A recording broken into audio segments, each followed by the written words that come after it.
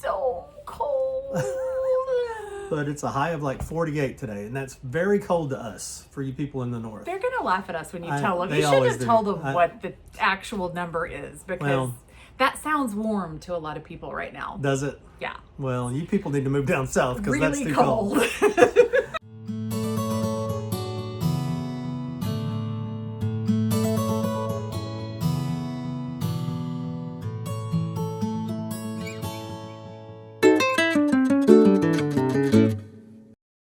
All right, we have a lot to get to because a lot has been going on here. And should we start with the most exciting thing first and go ahead and get that out of the way? Yes. Well, as you know, as we've been showing you, we've been working really hard on the facade, stripping paint for, felt like months. Was it months? I think it was years, decades, maybe. Stripping paint, and then doing repair on all the cracking. Yeah. So we finally got that done. Saw that last time, and we did a good job. We did do a good job. We were pretty dang proud. We're very, very proud. Yeah, I mean, after looking back at our stucco work, it's good. Yeah, you can't even tell where we repaired it. So, I am very impressed with us. I am too. And still have a little bit, and still are doing a little stripping of the paint on the woodwork. Oh, look, that, you ever make a decision and then you think, that felt like a good decision at the time, but I highly regret making this decision. I thought, you know what? I want to strip all of this paint down to the bare cypress. There are so many coats of paint. I think it'll just look beautiful if we strip it clean and then give it a fresh coat of like linseed oil paint. Mm-hmm. I regret this decision. I wish I had just lightly sanded it and painted it. But I keep trying to remind myself, this is our forever home. We want this to last a very long time. Doing it this way, it's going to last a very long time if we ever get it to the point where it's ready to paint. The work lasts a very long time. But we're getting there. And so the really exciting part is we brought in a painter to do our faux marble on the front. Matthew! So, Austin. Well, they know No, about... you gotta... Did they not... Did we not tell them? We didn't tell them what happened no, we to didn't Austin. Tell them. So we brought Austin. Here, you're about to get the story. We brought Austin from Orlando, Florida, came in and started working on some different things, got the front all primed after I stripped it. And he was prepping the doors. He thought, you know what, I think I'm going to start. He wanted to prime the front. The Beeck Mineral Paints came in. We decided to work with Beeck Mineral Paint. So these are Beeck Mineral Paints. This is what we decided to use for the entire front of the house.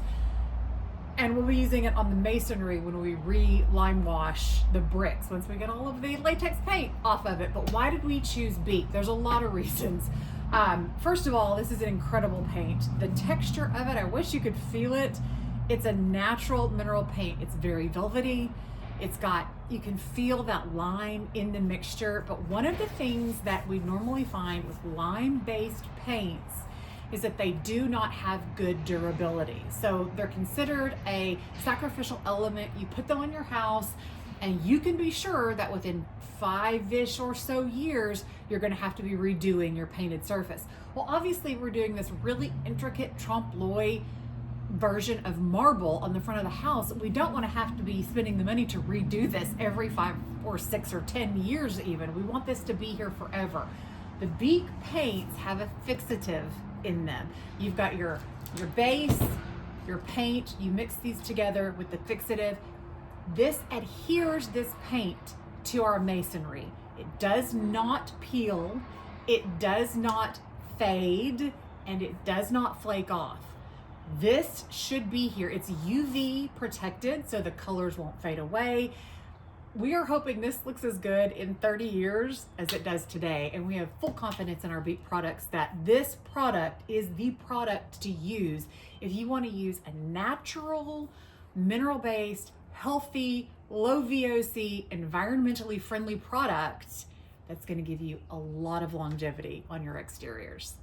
I have never worked with a product this good. And I have to tell you, I didn't believe it was going to be this good. Their website promises it's going to be this good, but I didn't really believe it until it started going up. Anyway, he really wanted to get his hands on that Beeck paint. He was so excited. So the base coat came in. So he kind of stepped off of doing the doors for a second, primed the entire front of the house with the Beeck paint. Then it was Halloween, and he was staying with our friend Matthew Charles McGinley. Matthew told me not to say the L in Charles. So it's Matthew Charles McGinley. Anyway, and Matthew was like, hey, you want to carve pumpkins with me? And Austin was like, yeah, I'm an adult. I can handle a knife appropriately. I know basic knife skills. Austin. And with his right hand, his dominant hand, his artist hand, slipped down the knife, gashed his pinky finger right here in the crevasse. Immediately, they were driving to the emergency room. So, Mr. Austin went back to Orlando, had surgery a few days later. It was about a week and a half later. Oh, was it a week and a half? I was really, again, super proud of our community on Instagram. Austin was in between jobs. He'd worked at Universal Studios as an artist there. I think I told you that before. For years.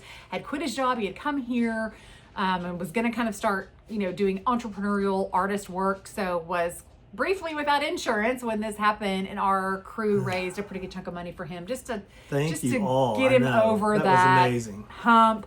And he's doing really well now. Is he frustrated? And at 27, he's living with his mother, who is wonderful. And of course, your parents always want to take care of you. But by 27, moving back home is a little rough. Right. Well, the holidays are upon us, and we were just talking about, what makes the absolute perfect holiday gift for your loved ones? Miracle sheets. They're the perfect gift for the adult in your life. Let's be honest. Most of us don't need anything else. And for most of us, if there's something we want, we just go and buy it. But there is nothing better to give a loved one than the gift of great sleep. So give your loved one a great night's sleep by gifting them with a wonderful set of Miracle Sheets. Miracle Made sheets are inspired by NASA and use silver-infused fabrics that are temperature regulating so you can sleep at the perfect temperature all night long. Miracle sheets are self-cleaning. Their sheets are infused with silver that prevent up to 99.7% of bacterial growth, leaving them to stay cleaner and fresh 3 times longer than other sheets. No more gross odors. They're designed for your skin. Stop sleeping on gross bacteria. Bacteria that can clog your pores, cause breakout and acne. Sleep clean with Miracle. Go to trymiracle.com/restore to try Miracle Made sheets today. And whether you're buying them for yourself or as a gift for a loved one, if you order today, you can save over 40%. And if you use our promo code RESTORE at checkout, you'll get 3 free towels and save an extra 20%. Miracle is so confident in their product, it's backed by a 30-day money-back guarantee. Upgrade your sleep with Miracle Made. Go to trymiracle.com/restore and use the code RESTORE to claim your 3-piece towel set and save over 40%. If you're ready to give your loved one the perfect holiday gift, the one they'll be talking about until next year, go to trymiracle.com/restore. And thank you to Miracle Made for sponsoring this episode. So not only have we lost Austin, and we're sick with worry about Austin because he is one of my internet sons. I love him and adore him like he's one of my own, even though he has his own amazing mother. We don't have anybody to paint the front of the house, we think. So there was a moment of, not panic, but a little bit of Yeah, and now, of course, Matthew Charles McGinley. No, you said the L. Oh, no. Matthew Charles McGinley. She's going back to Brown. I'm going to tell on you. It's just, I have only allowed this back into my life. I still do not eat any sugar. And way less of those. And no processed way foods. Less than you used I haven't gained any weight.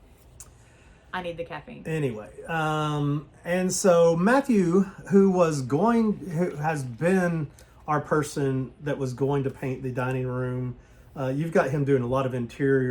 decorative painting. Decorative painting. Right. And has done faux bois, different types. His trompe l'oeil is ridiculous. Yes. I mean, we'd seen his architectural painting work. It's extraordinary.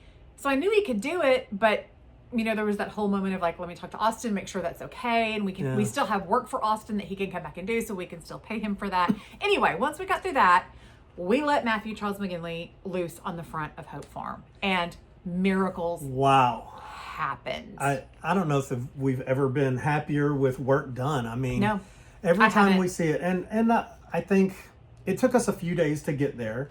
He would try something, and we would say, "Should we show you the very first one?" I have the picture. I have the picture. Okay. So I had given, and this was not Matthew's fault, and he did a beautiful execution of what I thought I wanted. There you go. I had been Pinteresting him photos of like, I really love this, and I really love this, and I really love this. So he did a few blocks, and he sent me pictures, which is hilarious because I was down there and he was up there, and he would get here at the crack of dawn to work. I do not do the crack of dawn. So he sent me these pictures, and my first reaction was like, oh my gosh, I love this. And then I looked at it some more, and I called him, and I was like, Matthew, are you going to get your feelings hurt if I say the more I look at this, all I can see is a finely marbled steak? And we laughed and laughed and laughed. And so then we worked and worked and worked until we got away from anything that resembled like steak, a meat product of any kind. Like, we don't want, you know how ham can get that like shiny stuff on it? We even had one square that was like, that looks a little bit too much like a ham sandwich meat. So that took a minute. Well, what's funny is, I mean, there are marbles that look like that. Well, that's why they call the fat in meat marbling. Yeah. So I mean, it wasn't a bad execution. It was just we were kind of coming into what we wanted. Beautifully executed. It would have been a lot on the front of the house. It would have been a lot. And you know, you want it to be consistently inconsistent. What I kept saying. That's true. Because you want this block to look like it's a separate piece than this block. Hello, everyone. I am currently faux marbling the facade of Hope Farm. And I kind of wanted to give a little bit of an explanation on how I'm kind of visualizing the marble as I'm painting it on the wall. I'm not an expert in plate tectonics, but I know enough about how marble forms to get a good idea of the irregularity of it and kind of where in the world the marble that they want it from, how it's going to look as it would have formed, kind of pushing its way from the ocean more inland. A lot of people are familiar with Carrara marble, which is the standard marble that you'll see, you get like faux marble that's done in Home Depot on tiles. White, a little bit of gray with either some cream or gray or black veining. That is very simple because it's only a few materials that kind of get amalgamated together on the shores of Italy, and Italy is not really a very large continent, so it's not being pushed very far, not getting a lot of other unique material brought into it. What Kevin and Lane wanted here was Tennessee granite or Tennessee marble, which has a lot of distinct color to it, usually a bit redder, and is very intricate in design. So I just wanted to do a little demonstration on how that all kind of forms. Marble is initially formed on the seashore. It's usually crushed up shells and other bits of limestone.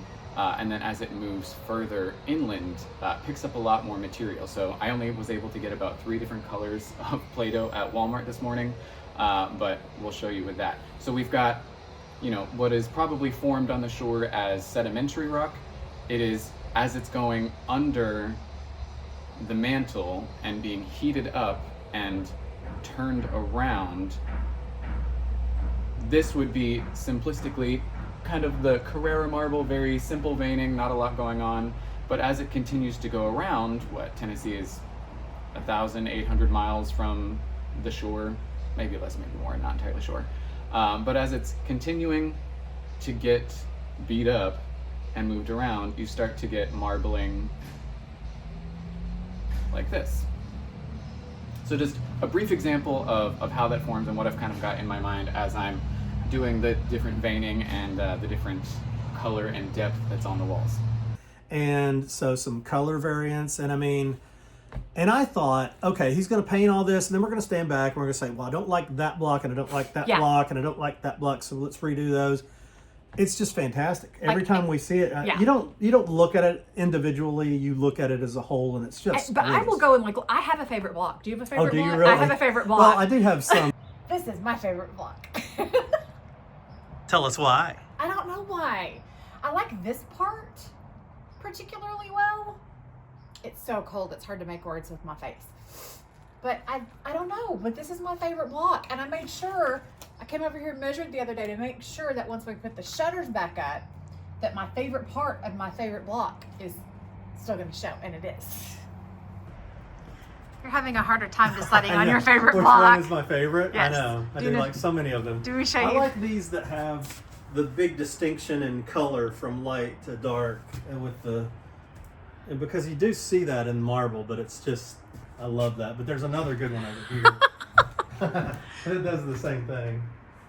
I like that one too. So that one. That one, and that one, and that one, and that one, And that one. And all of those. And what was fun for me was I was working on scraping the ceiling while Matthew was painting. So we got to like visit and chat, have some good time together and talk about a lot of stuff. And I got to watch him do it. And the crazy thing for me, Matthew and I are a ton alike. Like he could legitimately be my child, like very free-spirited, very artsy. We've done a ton of things. We know a little bit about a million different things. So we have a lot in common. Yeah. But the speed at which he did this work, he would come for like 2 or 3 hours a day, and he finished the entire facade in like a week and a half. It was crazy. It was unbelievable to me how fast he did it. And I want to throw some rose petals his direction, because artists, myself included, tend to be, and you even, very like hyper defensive of our work. If someone critiques. I will say, you and I have learned over the years that this is a job and that it will be critiqued unfairly by often people who are not qualified to critique it, right? It's true. So, we are of an age, we are much older than Matthew is, but look, you are very precious to include me in this. You're great at it. I suck at it. I'm terrible. Like when I present a bride with a sketch and I have looked at her body shape and her height and width and coloring and, her mother-in-law wants to have an opinion about it, my face is going to yell. I may say words that sound nice, but my face is going to say it right out loud, right? That's good.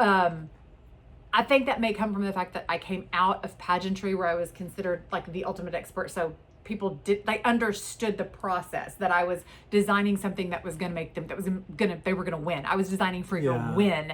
And brides don't do it as well. And I don't handle it well. And so my respect for Matthew, when we would come and be like, that's just still not quite it. Because it took us, the longest part of the process was getting to where we all were on the same page. Convincing you to come to where I wanted it. From the beginning. Okay, you want to hear something funny? No, let's hear. Okay, so you came up and told Matthew what you wanted, right? Yeah. And I told Matthew what I wanted. Yeah. And so Matthew did a couple of blocks like you wanted, and then we added more of what I wanted to all those blocks that you thought were perfect, and then he did the rest of them the way I wanted them. Well, mostly what I wanted was to not see pink when I walked up there, even though we were talking about Tennessee marble, which is pink. I wanted a more, fleshy yellows and tans. You wanted less of the distinctive lines, and I wanted more of the distinctive lines. I was fine with some, but not too many, because then it would be too busy. We added a bunch. Well, I know. I think Matthew was in your ear saying, "I'm making it like you want it," and he was in my ear going, "I'm making it like you want it." And he was the one that made us compromise. I think he was great. I mean, again, I can't say. I mean, it was beautiful. And if you're in Natchez, Mississippi, and you need decorative painting, if you're not calling Matthew Charles McGinley today, or close, and anywhere within the Mislew area, and you're not calling him to paint, what are you even doing? I mean, what are you doing with your life right now? I mean, he's unbelievably gifted, pretty fast at what he's doing. It just color theory. He understands color theory, which is incredible. Anyway, not just trompe l'oeil, but also his portraiture. I mean, his scenic work. It's incredible. I can't wait for you to see what he's going to do in the dining room and the living room. Y'all, we have so much. I can't wait to get the drywall up. I know. So that was the biggest. That's the biggest thing. Yeah. And you see it when you drive in. Right. It is like, wow. Because the front of the house did not burn like the rest of the house did. So as you drove up, you still had roof line. You still had the front gallery. You still had the walls. It was very dark. But you had bright yellow paint on those walls. Bright yellow paint, but because the fire had coated the blue ceiling with black soot. Charcoal. Oh, you want to hear the funniest comments I got when I was stripping the yellow paint? What? People kept asking me why it had black stripes on it. Because the soot That's the ran soot down running the down from the wall. water. I was like, really, people, nobody black striped it. This was soot from the raging fire. Yeah. So the entire ceiling of that front porch was black. In the center, black, and then gray from there on out. So for me, I've had this sort of internal goal of getting any evidence of that fire off the front of the house. Yeah. I wanted to, when you walked up, I don't care that the windows are out. I don't care that the doors are gone. I want you to walk up and see no evidence of that fire. Fresh, and we've yeah. finally gotten there. I started removing windows. Yes. What you got? This is the expert window sealing. Just caulk the heck out of it. And it's about 1,000 times harder to get windows out when they've been caulked 75 times.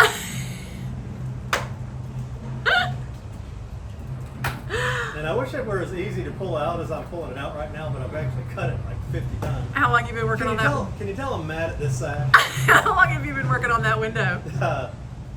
3 hours? I don't know. Is it just 3 hours, or should we count the entire day you worked on it the other day? There.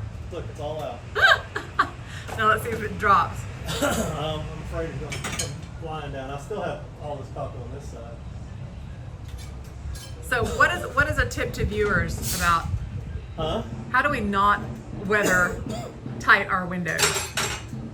We don't use caulk to make our windows airtight. Yeah.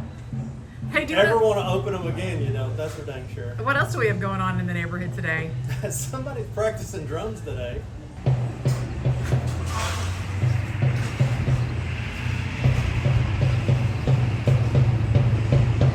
So this is a warning if that's you. What did you say was going to happen Somebody's to going to have to die. It's the first time I've heard my pacifist husband say that in 30 years of marriage. Look, there it goes! Hey! Woohoo! Also on these metal tracks, which In the, anywhere from really the 40s and 50s, there was a very fancy weather stripping system of interlocking pieces. They would cut these kerfs, they're called kerfs, into the window frame. So basically a channel. We'll show you here in a second. Cut into all the windows, and this interlocking zinc weather stripping system was put in that would keep the windows from moving in the wind. It completely makes them airtight with your original windows. And we discovered that these windows have that system. Part of the problem, which made them very difficult to take out. And Kevin, as you'll see, worked diligently to get them out without breaking the rails or stiles. However, right after the fire, the restoration company that came in to do the fire debris removal needed those window spaces to shovel debris out. So they just jerked the windows, some of the windows out. And so we have some stiles that are broken we're going to have to repair. I'm going to use this handy dandy window zipper to cut all of the caulk and paint from around this window to try and free it up. And then I'm going to use this gently all the way around to loosen this window until I can get it out. Lane's going to reglaze it and put new glass in it, fix it all up. But we want to be as gentle as we can with the remaining parts that we have because we're going to save as many as we can. The zipper. Cut me with my zipper down. You think you're funny. I'm funny. Hey, you want to tell us about your evening gloves? Who are you wearing this evening, Mr. Barry? I'm wearing Shrek this evening. I don't know. Yeah, these are like gardening, don't get poison ivy or rose gloves or something. But they come in handy when you don't want to slice up your arms with broken glass.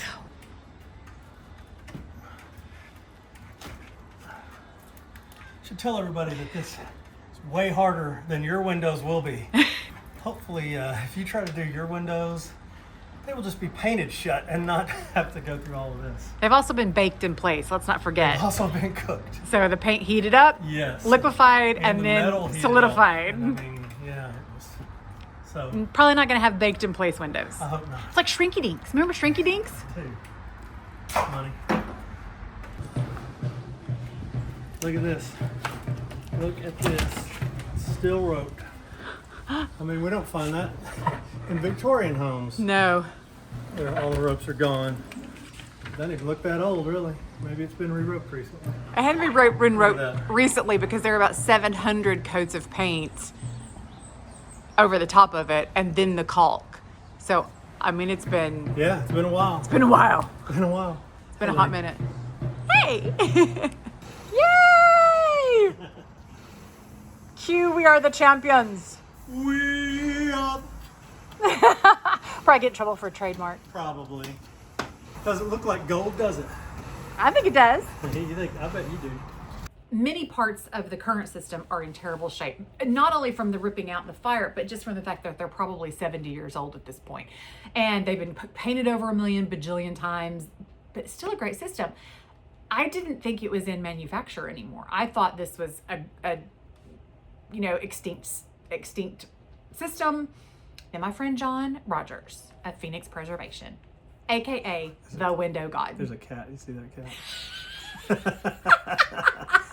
John Rogers. He's just watching us. I can't believe being on my lap.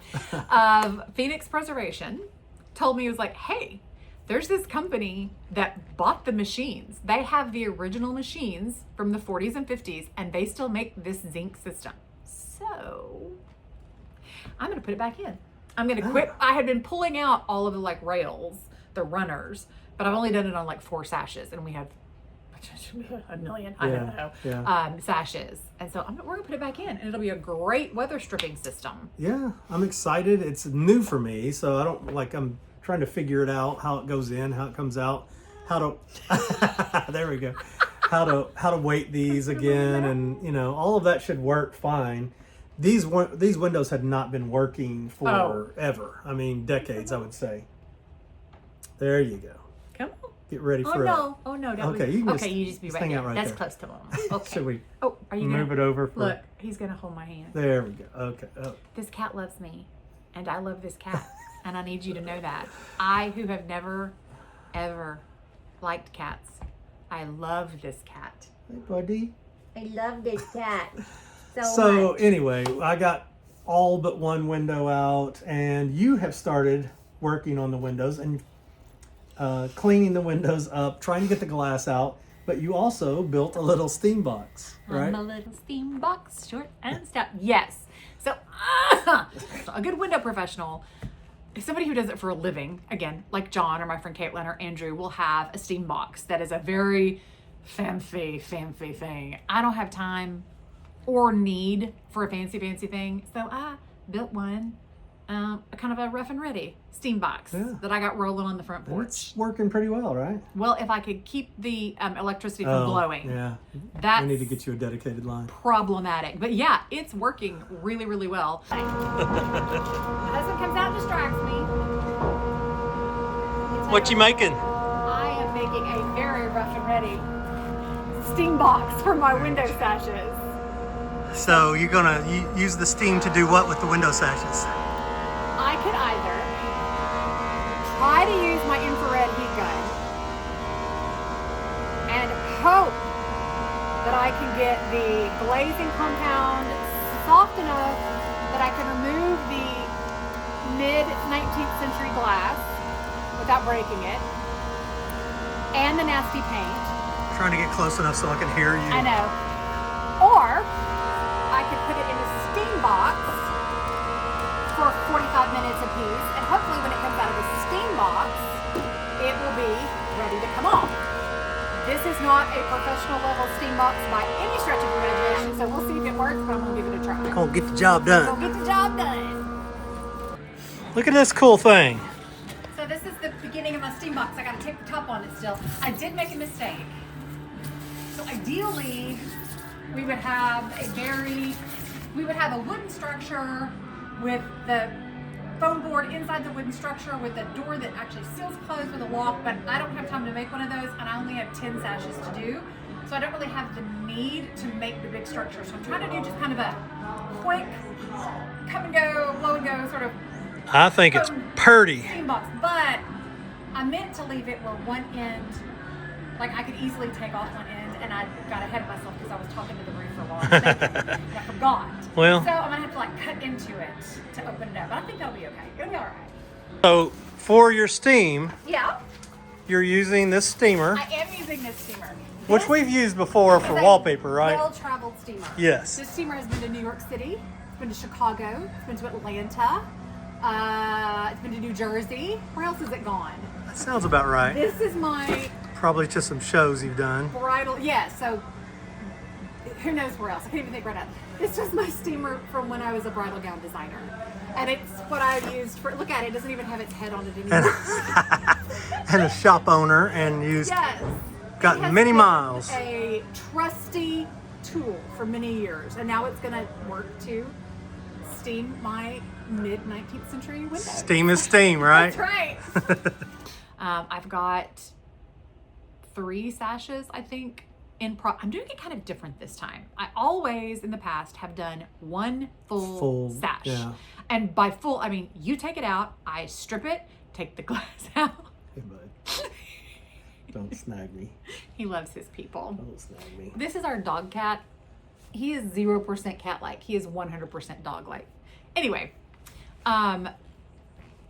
strip it, oil it, prime it, bed the glass, put the glass in, paint it, put it back in. I mean, we go a sash beginning to end. And this time I'm kind of like working through them multiples at a time. I don't know why. It's You've learned it from John. That's why John Well, that's true. does things. That's true. He creates all the parts and then puts them together. Yeah. And I'm glad I did, because if I had done it the way that I normally do it, we'd already have a window back in and we would not have put that weather stripping system in. So it's giving me a little bit of extra time to learn about that weather stripping system to get that back in. So I'll let you know how we have not ordered them yet. And I haven't seen how the process goes. We'll show that to you later on so you can see whether or not that might be something you want to do with your historic windows. We also will be buying wavy glass from our friend Mac at 601 Salvage. I feel strongly that we need wavy glass back in these windows. We lost a lot of it to the fire. Front windows. Yeah, all the front windows. I think beyond that, we don't necessarily need wavy glass, but that front needs to look original. Yeah. Should we talk about the fact that we think that one wall is early? Yes, and this is going to make some Y'all, people and we've decided. unhappy. Yeah, it's definitely. And I don't know what level of early it is, but I'm going to give you my argument as to why I think it might be very early. Let's hear. Go ahead. Okay, so we know that the first European settler bought this land in 1723. Simon Antoine Lepage de Prat was a Frenchman who came here from the East India Company, with the East India Company, John Law's East India Company, which would eventually lead to the bankruptcy of France, which then eventually led to the French Revolution. So this house got all kinds of crazy historic connections. He bought the land that is Hope Farm in 1723. He came with the 800 men of the East India Company around 1720, moved up this direction, bought the land, and began to farm it for tobacco, indigo, and cotton. He had an indigenous wife. They had several children. So there are 2 groups of thought, and my group of thought is not the first group of thought. The first group of thought is that he would never have built anything on this land beyond what the indigenous people built to dwell. He worked with indigenous peoples, he married an indigenous woman, and they were just like, basically they were log and hide structures. However, I have a new theory. I have a very controversial theory, and it comes from reading his memoirs that were written while he lived at Hope Farm. He wrote a 2-volume it was a series of articles that were printed in French first. And then in 1763, they were translated into English and printed in a 2-volume set. This wonderful man, from a Christmas present, was able to track down one of those original first edition English copies from 1763, which yours truly did not wait until Christmas to open. She opened and has been reading. There are many chapters in this work that talk about his farming practices while he lived at Hope Farm. He talks about, we know that when he came to New Orleans, he purchased a handful of enslaved people, I think it was 4, and then and then the woman that he would eventually marry, and he came to Hope Farm to farm. I can only assume that he then purchased additional enslaved workers to work with him, along with the workers that he had that were partnered with him that were indigenous. He has an entire chapter in his second volume on the care and housing of your enslaved workers. And he's very specific about building cabins, what type of structure that you should have. And he references going to see his workers at their lodgings. Now, I cannot reconcile in my mind that the property owner is living in a pole tent and he's got his enslaved workers living in cabins, wooden built raised cabins. So it is my belief from his writings that he had a more permanent European style built structure on this property as early as 1723. Kevin, would you like to take over what we think that may still exist? Yeah, we do know, we've seen the map that he drew of this area, and we know the driveway that we have now comes in the same place off of Homachito Street, which was just a trail at the time. A trading trail. But the driveway comes in the same place the driveway came in. 301 years. And our Hope Farm is built on high ground. That's writings, where you would build. He actually talks about building at the highest point on the property for the breezes. They thought air was healthy or unhealthy air, and so they wanted the healthy air. Right. Anyway, in the book, he talks about the air.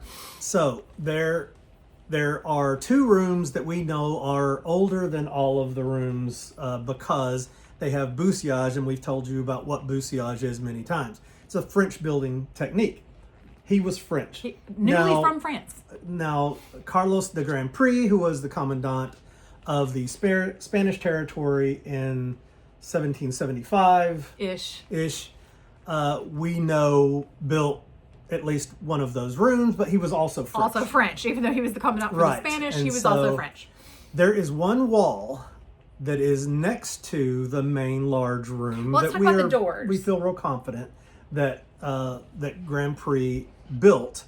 There's one wall that has a different window, a different door. So we know, beyond the shadow of a doubt, that Carlos de Grand Prix built the center room. Right. So it's an 8-bay house, 8 holes across the front, 3 doors, 5 sets of windows. None of the doors are the same height. The one on the left is the tallest. The dining room door, the last door added, is the tallest. Which, why wouldn't they at least make it the same height as the middle one? Anyway, and that's when they did the ashlar block and the Greek revival front porch. The center door is a little bit shorter. Third door, very short. And last window, very small. Mm-hmm. That wall has very early colombage, baton, boussillage. It is a boussillage wall. The header, the original header for that room is what? It's probably 8 feet. 8 feet? Yeah, it's about 8 feet. It is my hypothesis that original room, all we have left of it is the front wall. That's all there is left. It's been added onto. Is potentially a wall from a structure that Lepage de Pratz built and lived in while he lived on this property. Yeah. The only other thing that could possibly be is that the Grand Prix had some sort of another room or a shed roof or something there that was a shorter room. Doesn't really make that much sense. He could have come and built a small room first and then added a larger room slightly later. I find it difficult to believe that Grand Prix would come and buy, because if there was nothing here and it had been unmaintained and there were no structures, why would he buy this land? It is very far away from Gayoso's land, who was the governor at the time. It's out of town. So to me, there had to be something that compelled him to think, well, this is a good starting place. So I'm thinking the land already had to be cleared. It already had to be being cultivated, and there had to be some habitable structure that he could immediately take up residence in and then build onto to accommodate. In 1791, he hosted a dinner that John Pope writes about, and he talks about this is just, he was amazed at the urbanity and the selections of fruits and cheeses that were here, and he just couldn't believe it. So we know by 1791 that second room was added on. But I just feel like we just think it's early. We think that one wall may be very early. Everybody at the H&F is going to be very angry at us for saying that, because they do not agree. They absolutely think that We've got our opinion, so lived in pole tent for his 8 years, basically. But I think reading history of Louisiana points in a different direction. Well, that's what we think. So we've spent a lot of time on that, but it's very interesting to us. I mean, that's what having these walls opened up is so. It asks so many questions. It does. Doesn't answer a whole lot of questions, but we're definitely here lately just looking at that wall going, why? I don't know. Why is it like this? Why is it like this? And there are answers. If you look at it, there's answers. You've just got to, and again, it goes back to piecing together more evidence than just looking at the art. Yes, the architecture can tell us a lot. Unfortunately, buissage is an ancient French building technique. This building could be 12th century if you just look at the buissage construction. But when we read the work, when we read his notes, the things he wrote while he was here, and then we compare that to the structure, and then we think about Grand Prix coming in and why did he select this space? We know that by 1805 that's the first time that Hope Farm is referred to in writing as Hope Farm. So we know it was named well before 1805. It was not named in 1805. It's passed on in a business transaction, the land and buildings known as Hope Farm. So there's just a lot. I realize that to most of you listening to this, you're like 1723 or 1775. What does it matter? That's 50 years. But to us, it's a big deal. It's a big deal. It matters. Yeah. Hopefully people find that really interesting.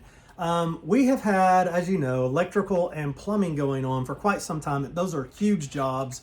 The plumber's actually come and gone 3 different times for the rough in. Still has a little bit of work left to do. I would say. I mean, I realize that Brian's coming back and he has a few little things to do, but I feel comfortable being like, the rough in is done. Basically, he's got a little fixes to do, and he forgot my gaslight for my but Brian Lucey is the man. Okay, like he comes in. He gets it done. I thought you said he's the man. No, he's the man. He is the man. Okay, he's the man. I mean, just comes in. They get here at the crack of dawn. They work all day. Yeah, I think he's up here early going, where is everybody? Where's everybody at? Because our guys, a lot of them, most of them work by the hour, so they get here when they get here. Well, and see, John's like us. He likes to start like at noon, but he'll work till 8 o'clock at 9 o'clock at night. Well, we see him leaving with his headlamp on at dark 30. Yeah. But Brian and his crew, they have just come and they have just knocked it out. Yeah. And he's brought a different guy with him every time, every trip. But but he's been killing it up there. Yeah. So we think it's I would say technically the rough end of a plumbing is done, which I need you to understand that is colossal. Okay, let the show continue. You have to look at the camera. Go on. My name Beans. I hate this cat. And the cat is only after Bean. It only hates Beans. Nobody else. Done by all the other dogs. Else. But he likes to play with the beans. He likes to play. Beans does not appreciate that. So anyway, we've got Brent and Mike and Poochie are working on the electrical still. I mean, that's a colossal job that they're still going on. It's close though. It's also very close to being done. Yeah, it's getting real close to the finished rough end. Marcus is coming. Marcus Buffington. Yeah, with he's been Criterion. here several times. We missed him the last 2 times he was here. Sorry, but, Marcus. I feel bad. I saw him driving out that one day, and I was like, "Who was that?" Like Marcus was here. Okay, well, thanks for letting me know. Yeah. So anyway, they're all getting that coordinated. We do have 2 new people that we've got here working every day, and so things have sped up a little bit because of that. So we've got Eddie, who is a very fantastic carpenter. He and Joey have been knocking out things because on the list. Those were kind of on John's list to get to. And John has got so much work ahead of him that these guys were able to come in and knock those out. So they put new stairs that go down to the side yard. which I made super long and a short rise because we have so many old dogs. That's going to be our dog yard. And that's coming off of the new laundry room, which we have so many old they babies. have walled up there as well.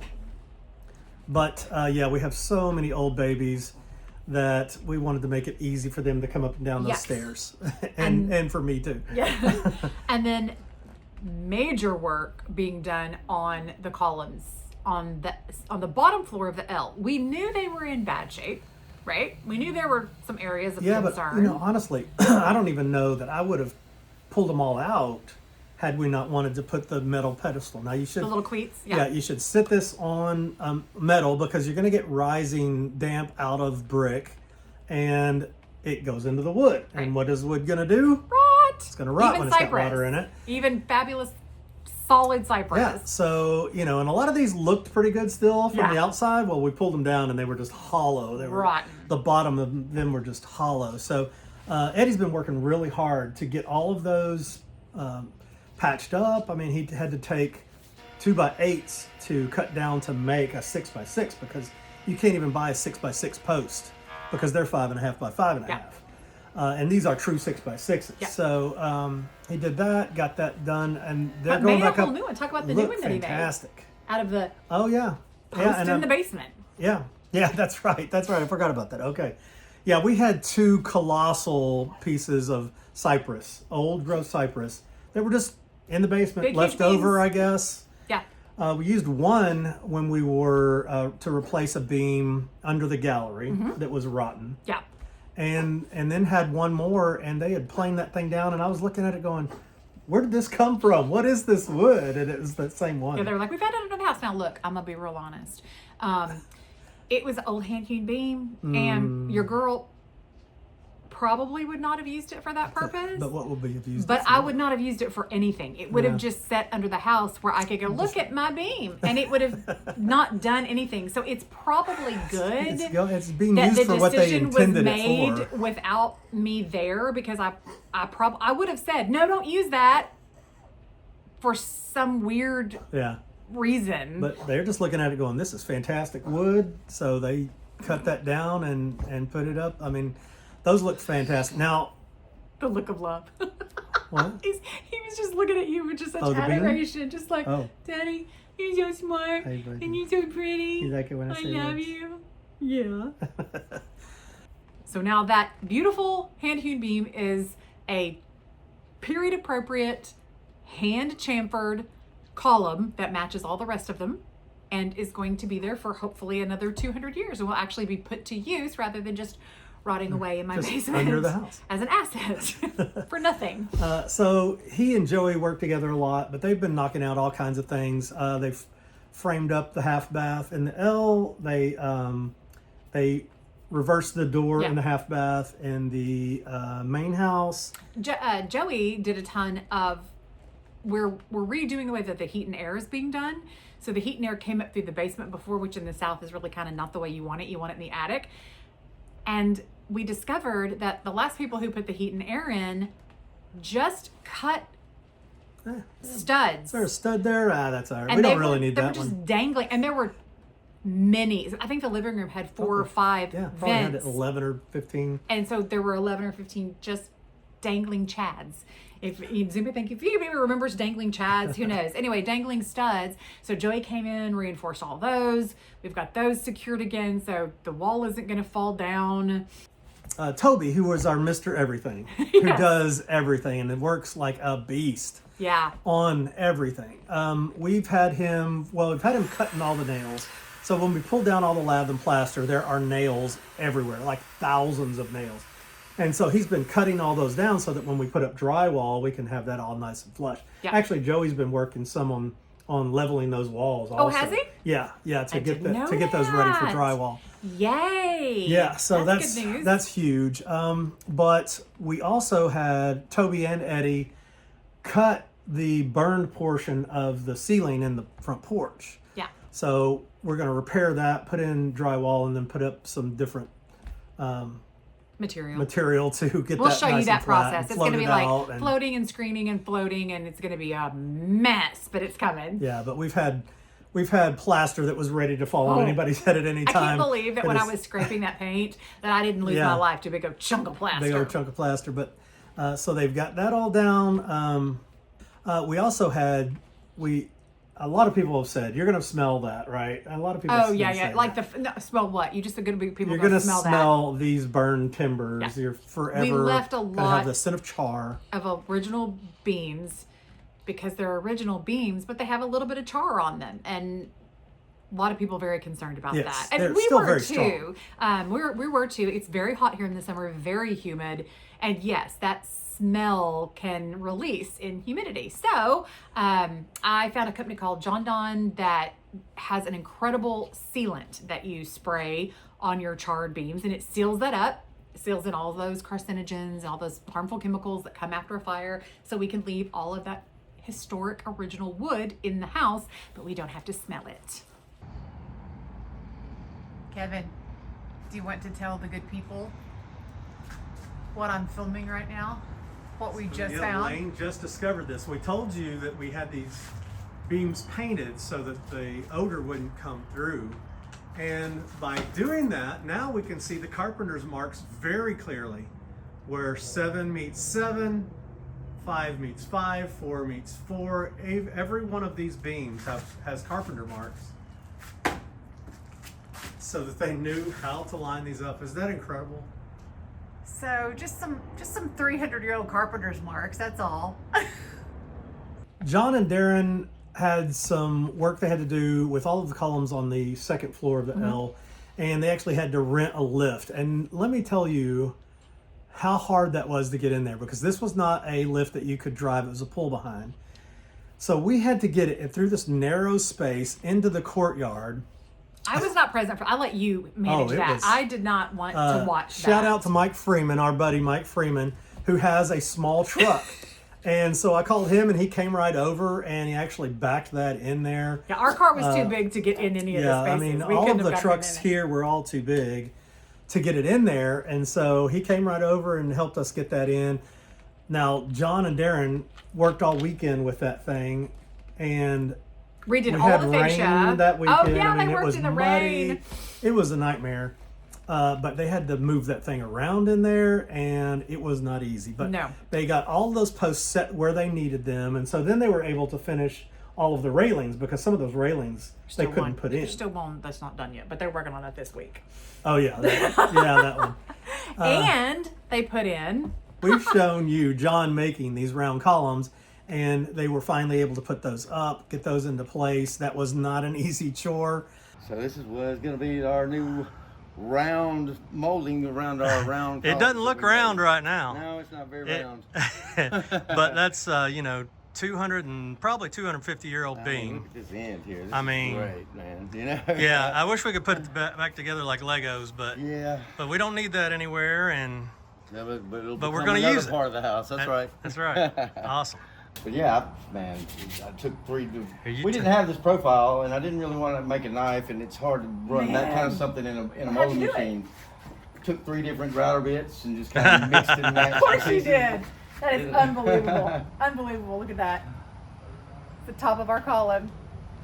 Beautimus. Man, that is How many pieces? 3 pieces around? Yes, 3 pieces around. Yep, absolutely. Stunning, John. Thank you. Unbelievable. They got them there, and were able to really get that kind of looking finished on that second floor of the L. It feels really finished when you look at the 2 galleries. It's pretty amazing. There were 4 things maybe that I was like, I'm not sure how we're going to do that.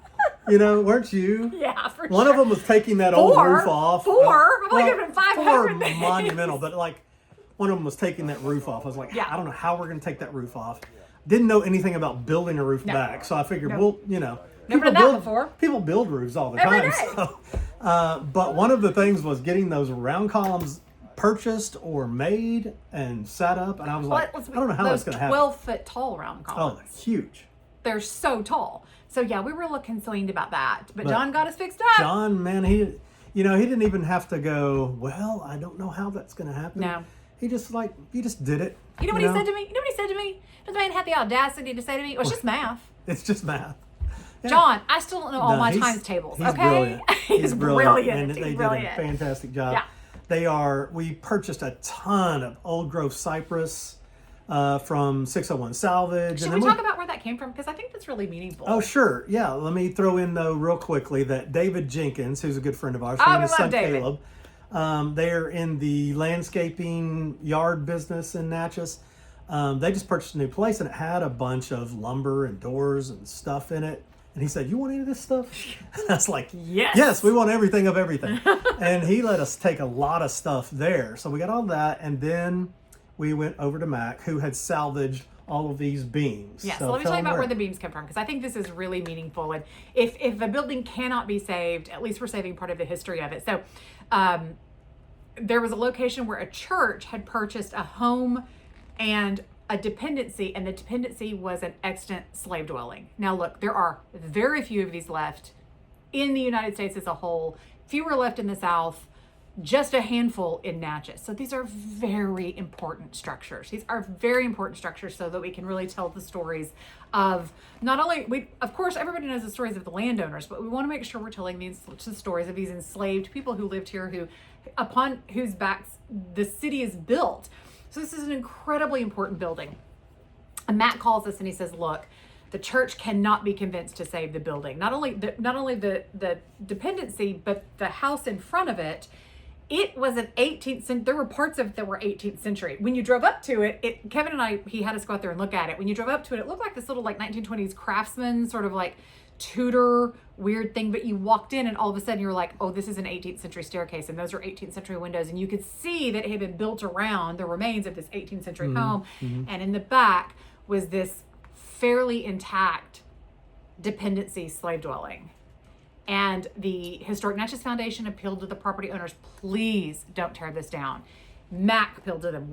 Everybody, please don't tear this structure down. And they were just determined to tear the structure down. So our very good friend Mac went over there and disassembled that structure beam by beam by beam and saved all of that important material. And then that is the material that we went and got to bring here to Hope Farm, another 18th century structure, to be used to recreate doors, windows, etc. in our dependency building. Now, we don't think that our dependency building was ever a structure for enslaved workers. The families who lived here at that time didn't really have a need for that. It was actually additional family space, but it's going back into a structure of the same period, in kind of the same orientation as that building. So I think it's not the best outcome, obviously, for the structure by any stretch of the imagination, but it is a meaningful outcome. And then we can talk about the fact, because we will tell the story of this dependency, this structure for enslaved workers that was there, that was extant, that had to be taken down. But now the doors and windows in this structure are part of that. So it lives on. Yeah. And, that's what Mac does now. I mean, he's retired, but he basically runs this salvage yard for people like us who want to get as old a material as possible to put back in their buildings. There's a great need for that here in Natchez, and so he's doing this city a great service. But I love too that Mac is he's very cognizant of where the materials came from. When we bought materials for Pearl, he told us, that came out, the countertops in the office in Pearl came out of an 1810 house in Port Gibson, Mississippi.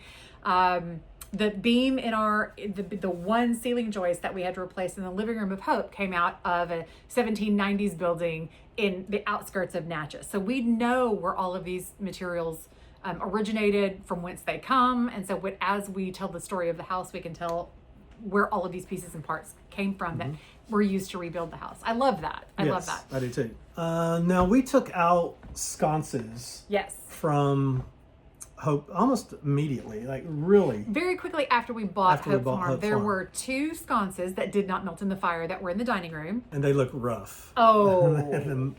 The light bulbs were melted, weren't they? The light bulbs in the little plastic chandelier, they were dripping. But you could tell that they were early, probably, again, 1920s, early electric, beautiful sconces, even though they're blackened. We took out all of the curtain holders. We took out the drapery holders were still there, and then all of these beautiful pressed brass balances. Those are some of the only decorative elements that were saved. That we and saved we've just been anyway, holding on yeah. to them, thinking we're going to try to restore these. But the more I looked at those sconces, I was like, this is above my pay grade. I could do this, but am I going to do it justice? I just don't know. So, was it Ruthie and Jim told you about the place in Kentucky? Yes, and I don't quite remember how we got on the subject. But our very bestest friends here in Natchez, Dr. Jim and Ruthie Coy, were like, hey, we had some chandeliers that we bought out of a burned house. And there's this place in Lexington, Kentucky. Their other home is in Kentucky. Want us to take your sconces to this other place? And we're like, look, we don't know if they can if they can do this. They're bad. She's like, oh, you should have seen ours. You should have seen them. So we packed them up very professionally. How do we pack them up, Kevin? I don't know. Probably threw them in a trash bag. In a trash bag. That sounds about right. But that's what they didn't look like they needed anything better than a trash bag. No, they deserved a trash bag. Yeah. Yeah, but so that's going on. So we're excited. So they drove those to Kentucky, took them to the repair place for us. Very anxious to see how those turn out. And those are going to go back in that dining room.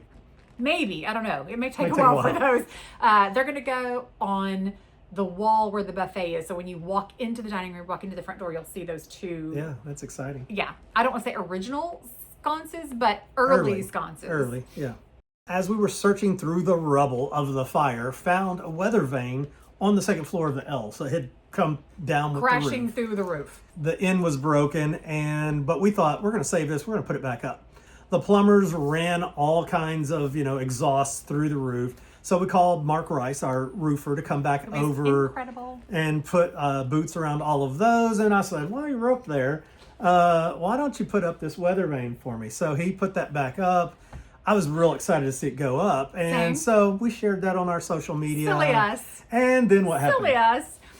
Everybody, there's a compulsion on the internet where everybody wants to be the smartest person in the room. Okay, everybody. Read the comments on any video. It's not just us. Everybody wants to scold, correct, lend it, give advice. And for some reason, people thought that we who have lost a home to lightning and one that we're restoring that's burned weren't smart enough to know that if we put a tall, pointy metal thing on our house, that it needs to be grounded with a lightning rod. Here is the thing, though. You don't need to worry about it. You don't need to tell us that. And let me tell you why. Once we lost a house to lightning, I learned everything there was to know about lightning and houses and what lightning strikes. People apparently think that lightning is drawn to metal more than it is wood. That is a fallacy. So let me give you just a quick science lesson on everything we learned about lightning and when you do and don't need to worry about it. Lightning is drawn to the tallest, most isolated thing in an area. There have been tens of thousands of studies done on whether or not it's more attracted to metal or wood. The early studies said there's no difference at all. Later studies, more recent studies, actually think it's more attracted to wood than it is to metal. In order for lightning to hit that weather vane, it's first got to miss the two chimneys that are metal capped that are about 3 times the height of the weather vane. To hit those chimneys, it's got to miss the magnolia tree that's twice the size of the L that sits within about 20 feet of the L. To hit that magnolia tree, it's got to miss the 200-foot tall water tower that is directly across the street from Hope Farm with lightning rods all over the top. So I'm feeling like the odds are ever in our favor that since that weather vane has been on that house for well over 100 years and was never a lightning rod. It wasn't a lightning rod. There's no mechanism by which to attach a grounding wire. It was always just a weather vane and has not been hit by lightning. And the fact that there are 1, 2, 3, 4, 5, 6, 7, 8, 9, 10, 12, 14, 72 taller isolated things that the lightning's going to be drawn to in the area before the weather vane, you don't need to warn us that the weather vane might get struck by lightning. Yeah. Can you tell that this has been a long week of answering questions? I'm just trying to share things with people on the internet, and everybody wants to be the smartest person. Well, the other thing you want to tell people is read the comments because it's already been commented. It's been said. It's been said. So you're not the first to say that. It's been said. So anyway, it's been a little bit behind the scenes of our life. It was such an exciting moment for us. We've had this weather vane. You'll see the video. You'll see the video of us finding the weather vane last January. We've saved it, hidden it, treasured it, carried it back and forth from Conway, Arkansas to put it back up. So for us, this was like such a monumental moment, and literally it just got ruined by the comments. So it was rough. So we'll end on a happy note, Yes. though. We hustled back from Thanksgiving in Arkansas with our family to get here just in time for the Christmas tree lighting in downtown Natchez. Yeah, my very dear friend Diane DuPont chaired the Christmas tree lighting event this year. She did a beautiful job. There were rides, the petting zoo, and caroling and lasers. It was great. Yes. It was one of those Hallmark movie moments. I told Kevin, we're walking up to the Christmas tree lighting and the bells are ringing at the church, right? And I said, this is like a movie. Yes. Thanks for being there with us, guys. Thanks for watching another one of our crazy episodes. And subscribe if you like this content. And don't forget to come visit us during Spring Pilgrimage, March 27th. We're going to have our Restoring Hope weekend that weekend. Pilgrimage goes on that weekend and the next weekend for 4 days each. The 27th, 28th, 29th, and 30th, that's the Restoring Hope weekend. So you will have 4 days where you can see 17 houses for one low price. Then we will have a big event every night, very special event every night that weekend, lunches together, a breakfast. It's going to be so much we're having a fancy dress ball. It's going to be so much fun. Come There will see be us. dancing. Dancing. Well, there's a band. There will be a band. So much is going on. You guys don't want to miss it. So we'll show you our commercial here in a second, Yes. maybe. But thanks for being there, and we will see you next time. Bye. Bye. Lightning's not going to hit us. Join us in Natchez, Mississippi for Spring Pilgrimage 2025, March 27th, 28th, 29th, and 30th, and then again on April 3rd, 4th, 5th, and 6th. We have don't miss events just for you. Only during this time, 17 of our private homes, never open for tour, will open their doors and welcome you Natchez, Mississippi hospitality style. Looking for things to do in the evening? Join us for special events, dining, dancing, and more. The kind of hospitality only the South and only Natchez has to offer. We can't wait to welcome you to Pilgrimage 2025. More details will be coming soon, but make your plans to be with us now.